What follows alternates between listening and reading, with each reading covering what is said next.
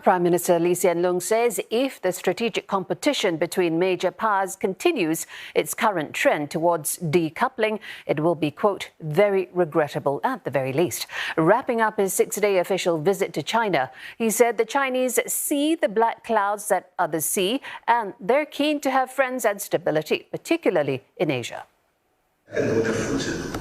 Mr. Lee said this is an environment in which Singapore and China can continue to enhance their relationship and grow in new areas. In terms of the overall environment, the Chinese do see the black clouds, which all of us see. They see it, of course, from the Chinese perspective, what problems it causes them and what the dangers are to them. But they want friends, and they would like particularly to have stability and cooperation with the other Asian countries, including Singapore. Both sides have been working to upgrade the bilateral free trade agreement, and the signing of a deal that marked the conclusion of negotiations on its content signifies a new milestone, paving the way for a legal instrument to be inked by this year. The upgraded agreement will allow for more free, transparent and business-friendly rules, as well as improved market access for businesses to trade and invest in each other's markets. Now, this comes as here in China, authorities are keen to reboot its economy following 3 years of the COVID-19 pandemic. Another area of cooperation is restoring air connectivity to pre-COVID levels. Mr. Lee said Singapore is encouraging China to move more quickly so that people flows can increase. Part of the flow is hindered because there are not enough flights. I think part of the flow hasn't resumed because the Chinese have not fully lifted the visa requirements on tourists to the mainland. They've done it for Hainan Dao, but not for the rest of the country. And I mentioned this to the Premier. Premier says he will look at it. Mr. Lee's visit comes as tensions between China and the U.S. continue to escalate.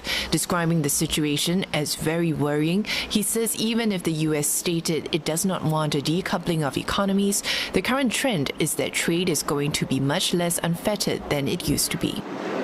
So there will still be the need to do business and to interact with one another. But it will be much less a flat, even playing field with no unnecessary obstacles. And there will be some barriers and some gulfs if you take into account that there's also the impact on innovation, on technology, on creativity. There is much more than that. So the cost is very high. You may not end up at war, but it will be very regrettable at the very least.